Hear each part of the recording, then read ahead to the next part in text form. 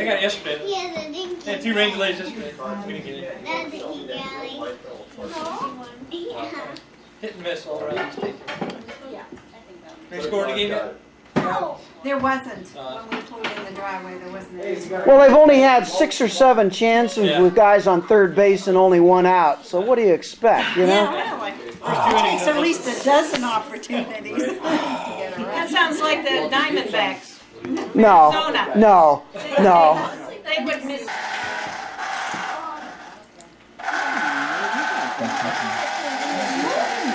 That's not candy, Grandpa. Is that carrot? But it's Better good for for you. me. And you won't be such a little wimp. Give him time. Your hair. He'll be whipping up on you. I'm going to introduce myself. I'm Uncle Paul, and this is Aunt Wilma here. Carol's. You're Carol's brother? Yeah. Okay, we're from Phoenix. Oh, okay. You're the one that Fill this. praise the Lord, huh? If we make it through today and it doesn't collapse, then you'll take credit for it. Yeah. It's a lovely room. Yeah, you notice I don't go in it.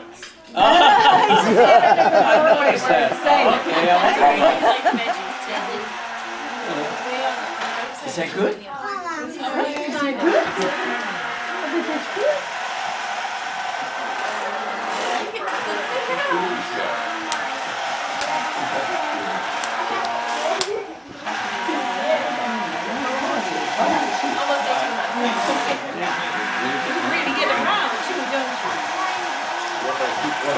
Hey, Sue, where's Keith? He's at his dad's house. He's down You guys aren't together anymore? Or? for the next couple hours or hour or so. He has the dogs. Oh, and she gets the kid. Good choice. They've got their house up for sale right now. Oh. So right now. She comes without her husband, you come without your wife. So they had to get the dogs. Well, I know how that works. That's why I was asking. They had to move the dogs so that people could just Yeah. So it's like, okay, there's only so many places.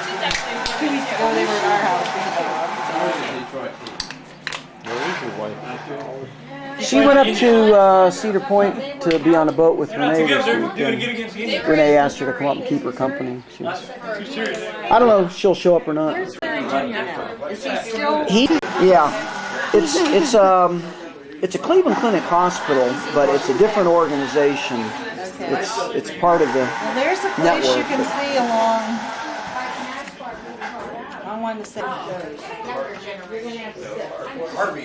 This is Sue eating.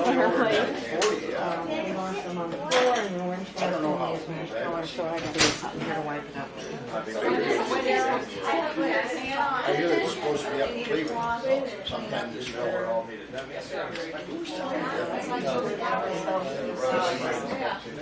Okay, guys. Well, I'm going to have a sandwich. Something white with water. What would you like? I'm not going to be bashful.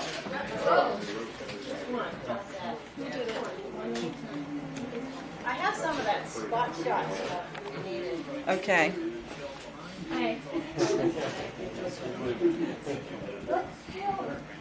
Well, As graceful as I Simon was chewing. It's not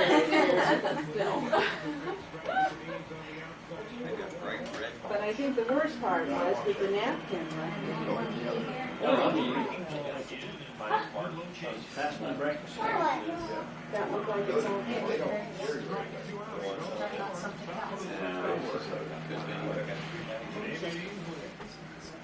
Let me take that lid off.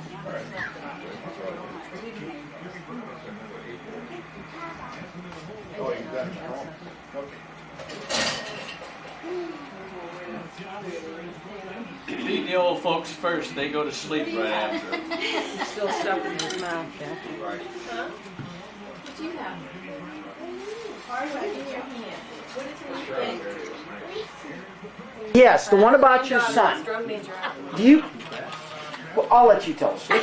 Which son? I laughed so hard. Timothy is the only one I can tell stories on. He's a real. He was a Navy SEAL, and he's a character. But You when know, he like was, the seal you put on the back of the you envelope. bet I sealed him lots of Oh, times. I was going to. Well, when he went into the Navy, I told him he's the kind that doesn't keep in touch unless you have to strangle him or something. I addressed all of these envelopes. Mr. and Mrs. Morrow put a stamp on them. I said, just mail me the envelope. You don't even have to write.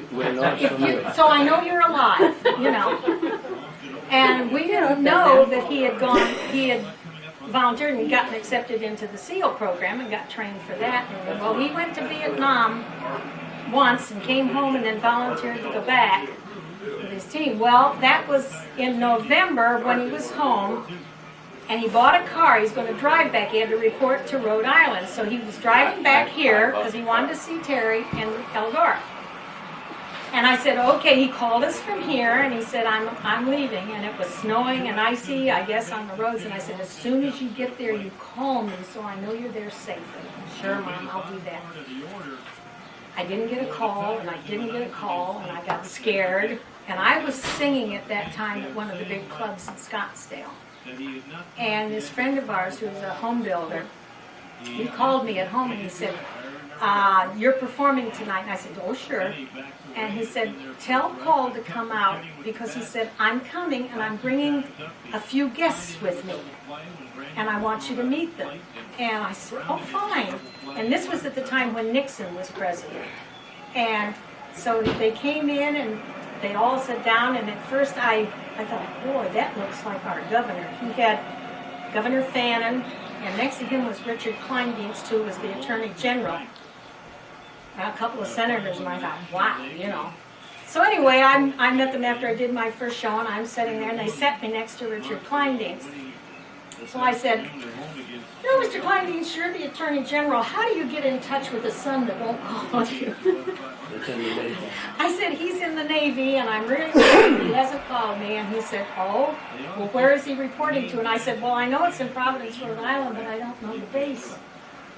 Well, okay, he said, just a minute. So I went up and did my second show, and I saw him. He went out to the lobby, and I finished my show, and I came and sat down. He said, your son is going to call you in the morning. And I said, oh, really? And so I went, he had called the Secretary of the Navy. And he told him, he said, you hunt that young man down and have him on the phone in the morning to his mother. So the next morning the phone rang, and it's my son. He said, who do you know in Washington? He said, you have really embarrassed me. He said he got to the base and he signed in because they had billeted the older guys out. I say older guys, he was up in his 20s, but they billeted them out in the motels because they didn't have enough space. So when he signed in, the guards looked and he said, 10th floor. Wait, he said, you get to the commander said as soon as you sign in to get to he thought, what did I do? He said, I walked into the commander's office and there's the chaplain with the commander, and he said, here's the phone, call your mother. He said, he had to call, and he's talking to me in front of the commander. But he said, I got out of there, he said, I got ragged all night. Every guy in the base kept coming back and said, did you call your mother? He said, don't ever do this to me again. I said, then mail the envelope to him. I said, boy, if I hadn't been singing and got to meet him, boy, right? I said, boy, what influence will do for you. It doesn't matter who I know.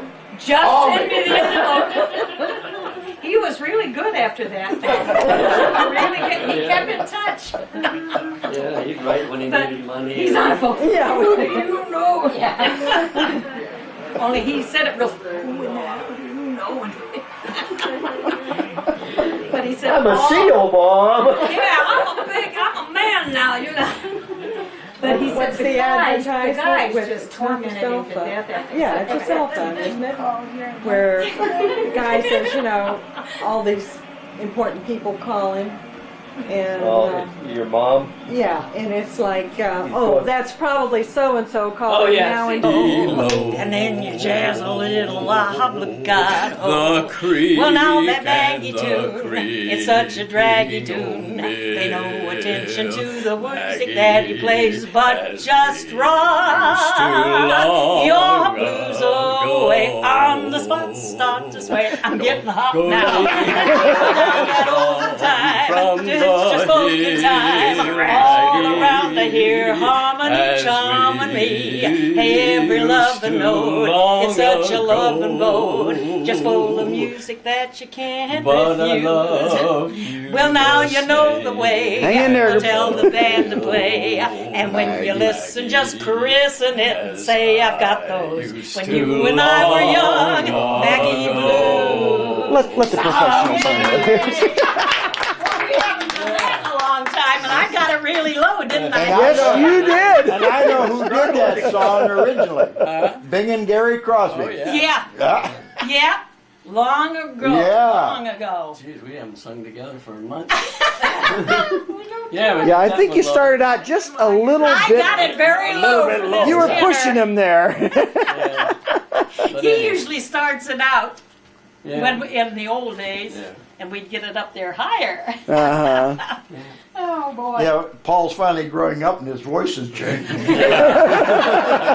getting old.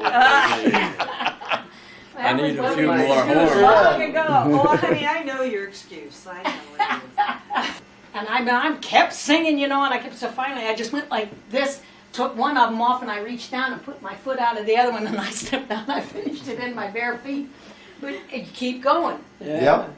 Keep going. It was part of the act. That's what Mother always used to The act say. is You always may, changing and you gotta go with the flow. even if you forget the words, keep singing. Make something up, but keep going. Who was it I just... oh, it was just you guys talking. That you forgot the words or something to one of the Oh, songs? in church one time, they asked me the first time we joined the First Methodist Church out there, and they wanted me to do Bless This House because they were having a dedication, and I had the copy in my key, so I gave it to the organist. I thought, I know this song, I've done it forever. And boy, my mind went so blank after I got there, and I just kept singing. I was making up words. The organist said afterwards, you were doing the notes right, so I just kept playing. I couldn't find the words you were saying. I said down to Paul, he says, nice song, where'd you find that? Where'd you find out? But I was in my mind, Mother said, make up words. Make up No, words. Keep going. I was watching television or something and some duet were singing and he said that there was one particular song that every time we'd try to do, she would forget the words. Or I would lean over to her just before the song started and say, now don't forget the words. And man, that's boom! Well, one nice thing about duets, if one forgets, the other can keep going. The other one can, And yeah. you're going to come into it eventually. And then they'll think, well, she's mumbling while he's singing Yeah, his yeah. solo. Or standing up there going like this while he's singing. You can break people's concentration too. Oh, yeah. Oh, I played opposite of, what was John Clegg in The Unsinkable Molly Brown. I came in at the last, the gal got sick. I remember you telling me this And story. I memorized that whole score and script in a day and a half. And went on opening night and did that show. Wow. And that leading man hated me and I didn't like him. And he was always trying to upstage you. Yeah. He'd be singing, the audience would be out there, and he'd be singing And he'd sing, away. and I'm- Da-da-da. Yeah, and he said, but this one love song he's supposed to sing to me, and he had bad breath to begin with too, and he was real tall, and he has his back to the audience, and and he has his arms on me, and I'm supposed to be looking lovingly at him, and he's singing, and I said, did you forget to cut the hairs in your nose? And he kept singing, but he squeezed my nose. And then I'm going, and I said, you know something? I think your fly is open. And he kept, I was bruised all the way. But I didn't like him. But you wouldn't let him. He kept going though. He never missed I did he that. knew his song. This one guy was new caller, Norm. he was up on the stage. I wasn't dancing. He was calling, and I walked by and I stopped. I said, Norm, your fly's up. I walked away. And that can really throw them. I said, oh. Flies up. Yeah, your fly's up. And then he just it was over. Yeah, yeah. Huh? He was done. But this guy, after I had said that to him, every entrance he made, every entrance he would make, he'd go like this. It just threw him off enough. Hey Harry, not to change the subject, does everybody know about the picture that Paul and Wilma brought? The Cadman picture? Oh, I talked Who to, gets to take it? What picture? who The takes big it? one. The one, the big one, it's on the fireplace. The one that, Who takes it now, wedding Larry? anniversary that he had Or you? Bell Door and